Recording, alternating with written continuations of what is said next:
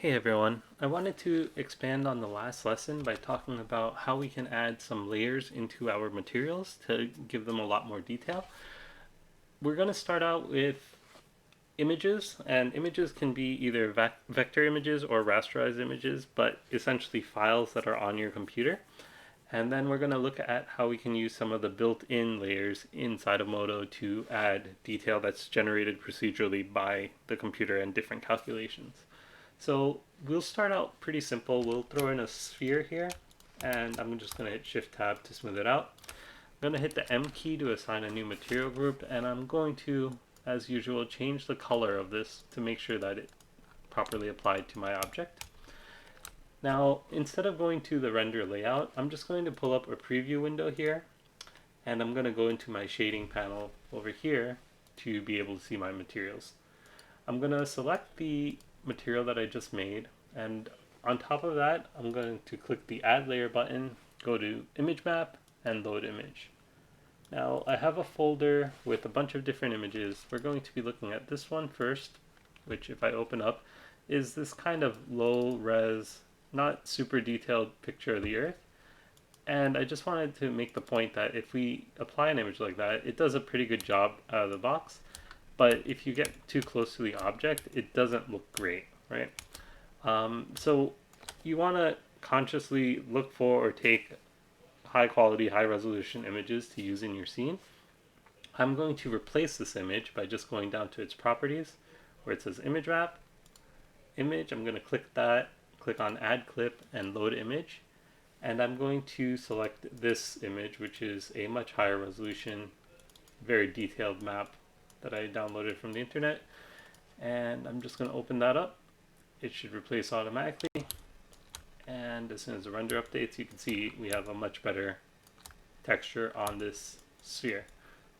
Okay. Now, a couple of things to note.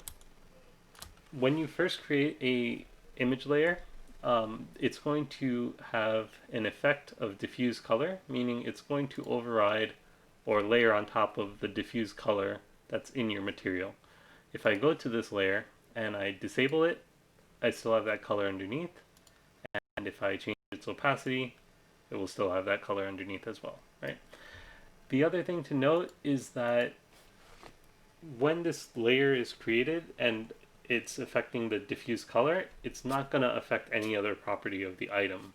That being said, I can go back to the material itself and I can kick my specular amount down to get rid of that highlight there. I can also turn off the Fresnel value to get rid of that kind of rim highlight. That's the reflection of the light from my environment. I can, of course, change my roughness. That won't have much of an impact on this, but all the other properties you have are still in play. So if I wanted this to be kind of transparent, I could have that kind of transparent, and you can see the other side of the world through this planet now. I can have my refraction and all those things as well, right?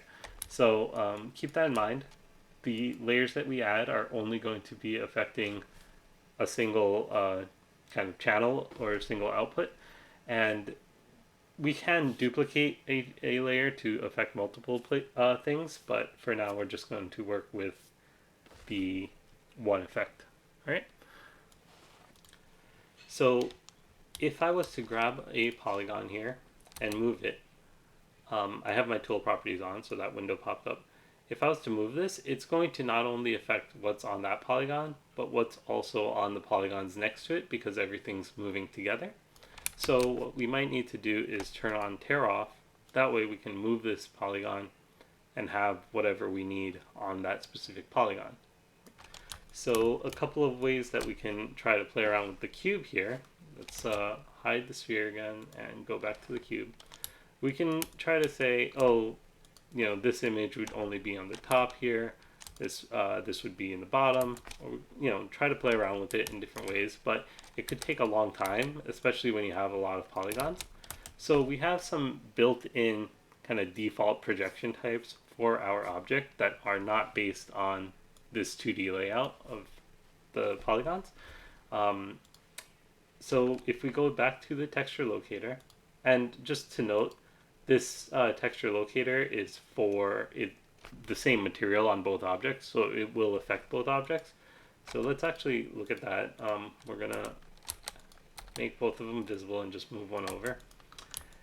Now, on that texture locator, which you can find either on the layer in the second tab, or if you hit the plus icon next to the layer, you have the texture locator there, in which case it will be the top tab. In here, if we change the projection type to, let's say, solid, you'll see it affects both items, right? So you might need to make a copy of your material or make a separate material for your second item. Remember, this is just the cube with smoothing turned on. And if I went to my surface properties and just increase my smoothness, you'll see I get a nice rounder object, right? But the textures are still kind of off. So let's go back to that texture locator and let's actually just try what these different ones to see what our results are. And actually spherical makes the most sense, right? Just because of the name. You can see it's kind of off in that it needs to be rotated, but it is giving us a clean projection on our object. Cubic, front projection, UV map. UV map is the default. Implicit UVs, nothing. Box, nothing. Not really what we want. So actually, if you want to get an understanding of what's happening with these different projection types, there's a very useful page in the documentation. So I'm going to hit F1 and bring up that documentation. I had to actually search for it here instead of, because that's not the page that it will take you to right out of the bat. So right off the bat, so projection type, samples. And we have a couple. A planar projection is like taking this 2D image and projecting it down either on X, Y, or Z. Cylindrical is going to kind of wrap it around. You can kind of see if we zoom in here. The image has these kind of squares, this checkerboard, but it is stretching along parts of this object versus spherical, which kind of curves that projection, and you see less stretching, but you do see distortion in the size of these grid squares, right? We have cubic, which will project in 3 sides. We have box, which will project from 6 sides, and it will be kind of whatever side the surface is facing more of is where it will get its color information from. We have front projection, which is projecting from the camera. We have UV map, which is projecting based off of your UVs or your 2D representation of your scene, of your mesh. And we have some other options, implicit UVs and light probe, that we're not going to be too concerned with right now. Okay, so let me minimize this and let's get back to our scene here. If we look at our texture locator and we decided that spherical looks the best here, we still have a bunch of properties on this texture locator that we can play around with. Specifically, we can rotate it. So if I was to rotate this way, it would be on the x-axis. Let's try that. So let's adjust this, and you can see that as I change the rotation of the texture locator, the texture on my object is changing. But you'll notice that that's not really giving me what I want because the map is kind of wrapped around incorrectly. So instead of doing the rotation there, I'm just going to change my projection axis here, and actually switching that to Y should give me a pretty good result. Now, this by no means will be perfect, and you might see some kind of artifacting over here. And you might notice also that the hardware view over here is kind of giving you some weird results that aren't even in your final render. So you always want to just double check with your final render to see that you're not actually having any issues. Remember that this view is kind of calculating things quickly to be able to be more responsive. All right, so actually with that set, we're pretty good here. And let's look at another example, but you will notice that this fixed itself for both items, right? Even though they're in different locations. And one last thing I do want to talk about before we move on, the default layout will have a filter turned off for texture locators. So you have this texture group but the actual texture locator won't be visible until you turn it on here. Now, then I can open up that folder and I have this texture locator for that material. And if I go to my move, scale, or rotate tools, you'll see it exists in the middle of my scene, and I can use it to move, scale, and rotate the texture. Scale might not work all the time depending on how you're applying it, but you can see I can kind of edit the texture that way instead of editing the item, or instead of necessarily playing around with the values here. Just keep in mind that you do want to make sure your projection axis was right, because in that example with it on Y, you could see the entire image is kind of inverted. So check up here first and work your way down for any adjustments that you want to make. Right. Now we're going to create another material on top of this cube. And again, here's another example of how the hardware is kind of limiting what it displays to kind of be more responsive, whereas the actual final render, calculated render, will have the detail that it needs. Okay. We're going to create a new material on this cube. We're going to call this a crate, and we're going to, let's turn off the sphere for now since we don't need it. We're going to go to the material we just made and add a new image there. So once again, select the material, add layer, image map, load image. The reason you select that material is because it will create the new layer above it. Right? We're going to select this crate item, or crate image rather, and let me just show you that you can go to image viewer over here and see what that picture looks like. You can also click on this little plus icon and bring up the data list clips panel, and that will show all the images that you have in your scene. And if you were to double click them, you get a floating panel to kind of see what that image looks like.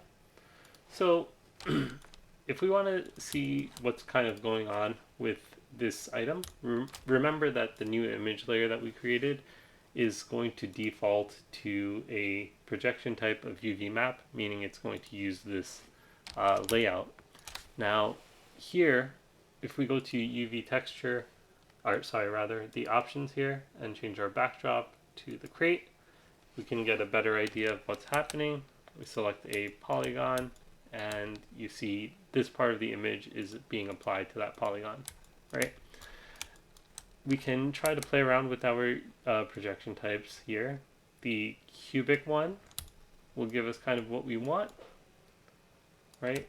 The box will also give us what we want. However, some of the sides will be rotated. So I kind of want to show you what's happening there. We're going to do that by looking at the planar type here. So we're going to go to planar, and you see by default for me, it's going down my z-axis. And that's going to apply this image to both sides of my item facing the z-axis. If we change the, let's actually go to the texture locator for this right there, and the properties for that. If we change the front culling option to cull back face, you'll see that it does not apply it back there. Flip back face will make sure that it flips it to be the other way around. You can flip on a different direction, U or V, horizontal or vertically. And for our uses, we can kind of leave it on project through so that both sides have this. And if we were to change this to Y, you see that happens in the Y-axis. You could change it to Z, and that happens in our Z-axis. But again, for our uses, we would want to just go with box and have that kind of all the way around. You'll notice these are kind of going sideways and these are going up and down, so you can either try to play around with those. Let's go back to cubic, and you can see now all of them are kind of going up and down, so depending on what you need, that might be a better option. But the projection types here do have some limitations. So for example, if I was to, let's add some detail to this. We're going to hit B, and we're going to scale in. By the way, on my tool properties, I have group polygons off, which is why it's letting me work with all of these polygons individually. So I'm going to scale in maybe to there, and a little bit higher out.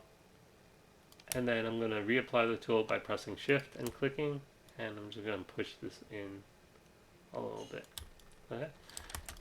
So in this case with a, oops, let me close that out.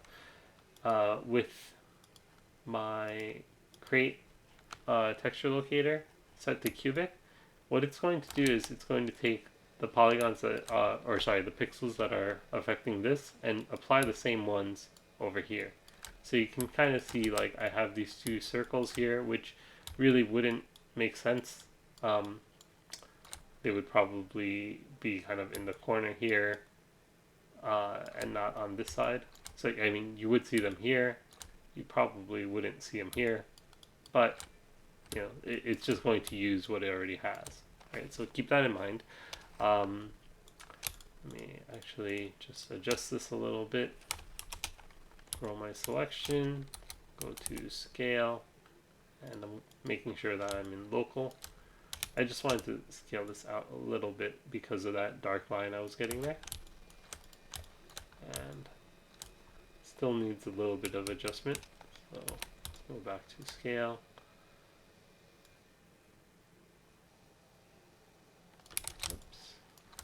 Make sure I'm doing that correctly.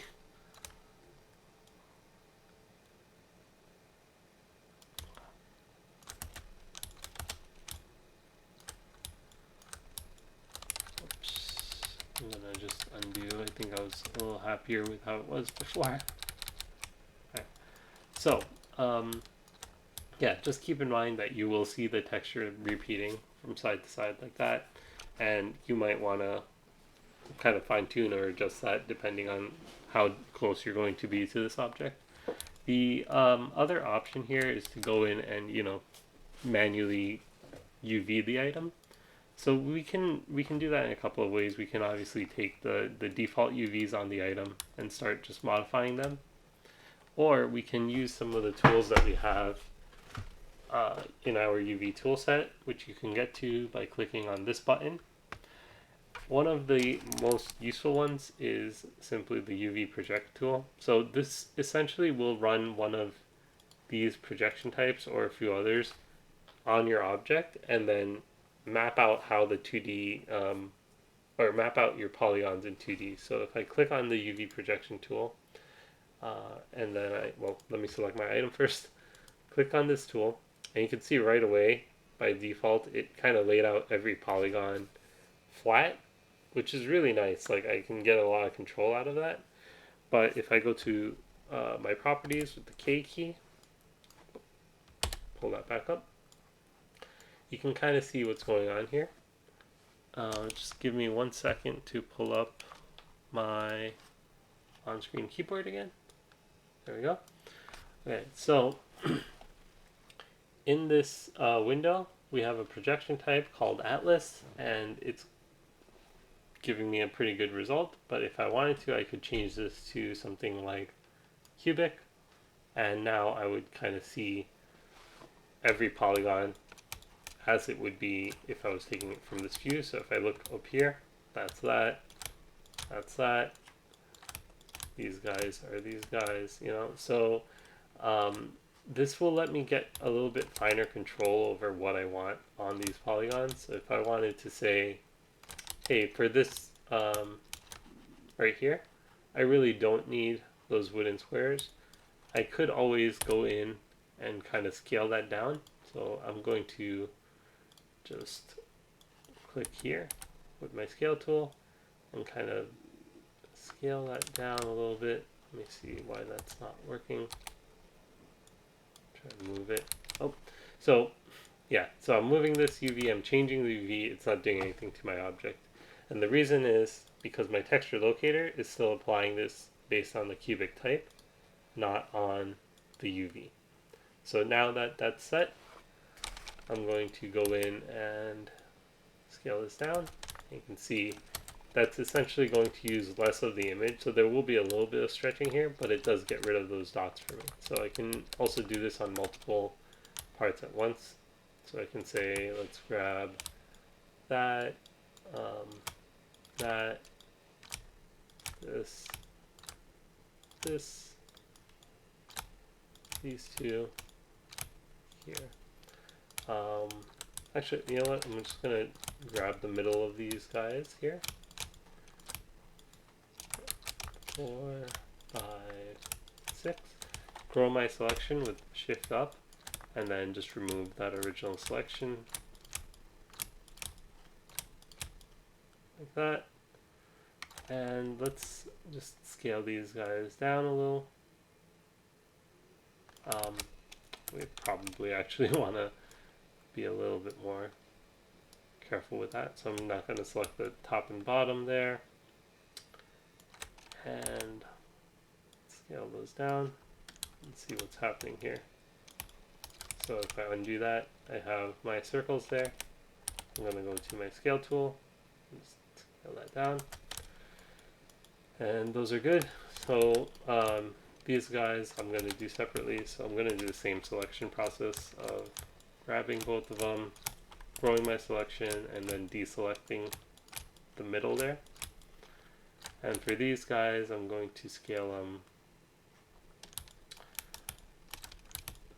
on the other direction. So I'm just trying to find a place where I can look at it here, and oops, want to make sure I'm scaling the UVs, not my actual polygons. Something like that does the trick all the way around, and I'm pretty happy with this, right? Once again, if we look at our render preview, we might need to do a little bit of fine tuning to get those edges to not be as dark, but we're in a pretty good place, and I am pretty sure I could sell that from a distance at least, right? Remember, we can still affect other things, like our for now value could probably be lower or 0 for a wooden structure, and the roughness might need to be a little bit higher, but that's kind of where I want to stop with this item. Okay, we're going to do one more little exercise with this item. We're going to put kind of a fragile stamp or something on this texture that we already have. So to do that, we're going to create another image layer here, add layer, image map, load image, and we're going to select this fragile sticker here, which if we open up has transparency. Let me actually open that up in Photoshop. Alright, so this is our sticker. It's a PNG file. It has transparency on it. We select it over here. You can see that's the transparency.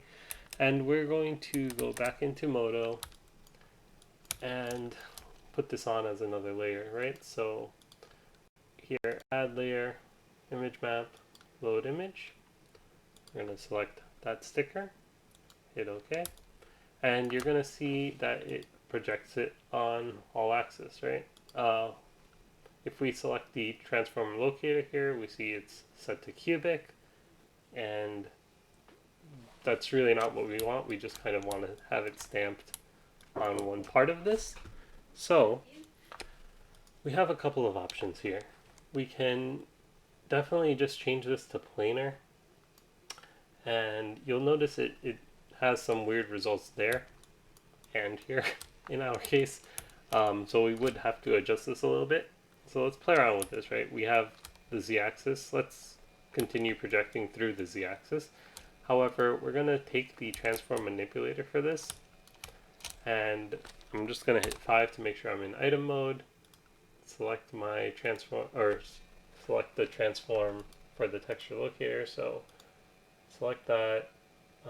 Fragile sticker is the one we want, and you'll notice that while I have it here, I can kind of scale, and it's going to scale both the foreground and background images in this view. However, in the actual render, it's not going to do that, so you don't have to worry too much. You can see my background image is the same resolution, or same scale rather. However, when I do scale this down, and by the way, if you don't see your texture locator here, let me just clean up my view a little bit. So I'm first going to go to my regular layout, and I'm going to go to my visibility options and turn on show texture locators.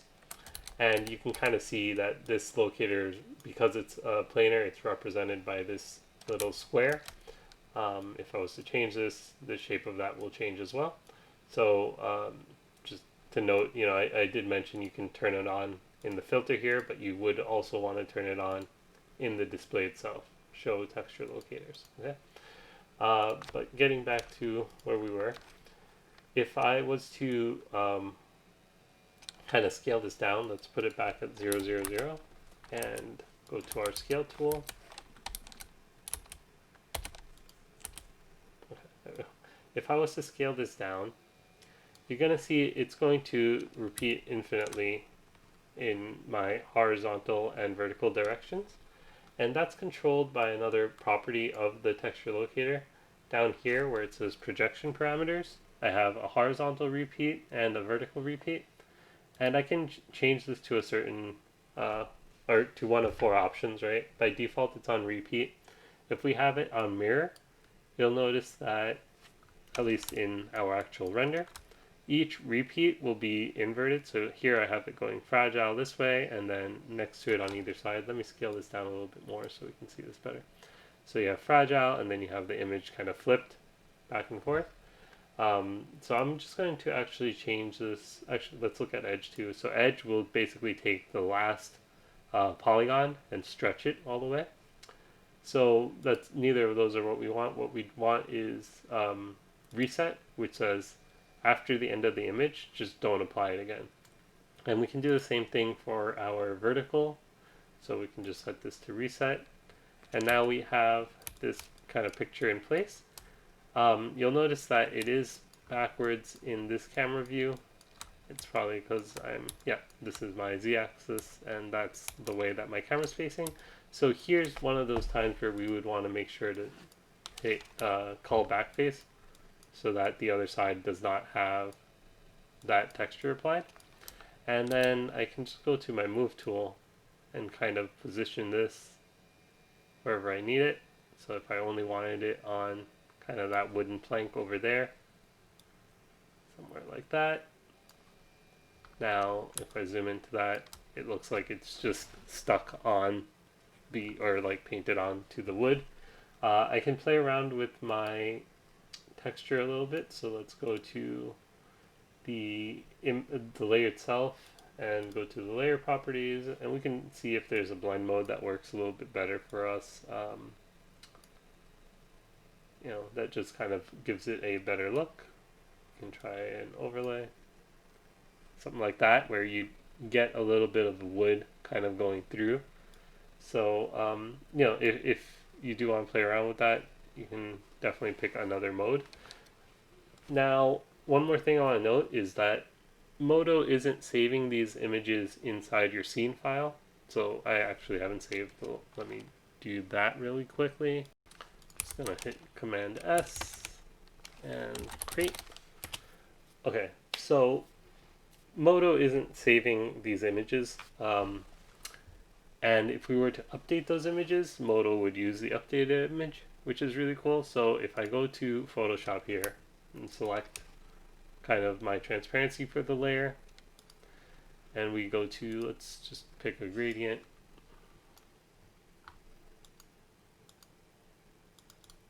Okay. Right here, we're going to use our gradient tool and just apply a gradient across like that. And I'm going to hit save, Command S. When I go back into MODO, if this actually saved, there we go.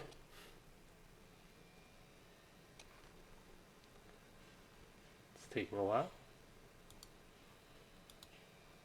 There we go. When I go back to MODO, it's going to say images have been changed outside of MODO. Hit yes, and it will reload that image, and you'll have whatever the latest picture or latest version of that picture is. Right. I want to undo that here and save. Come back here, reminds me again, hit OK, saves.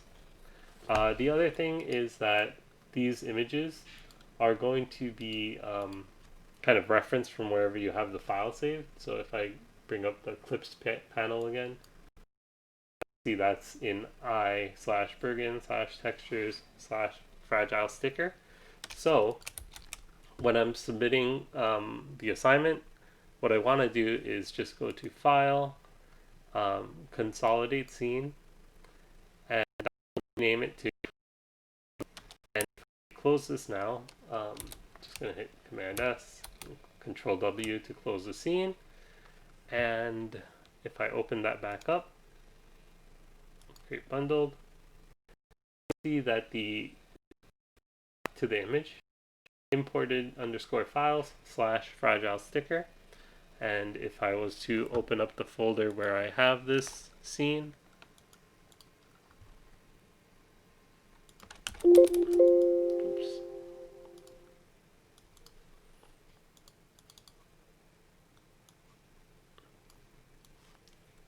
Over here,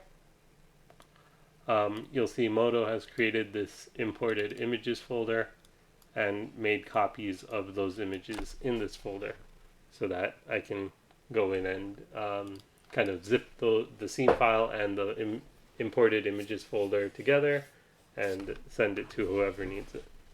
Okay?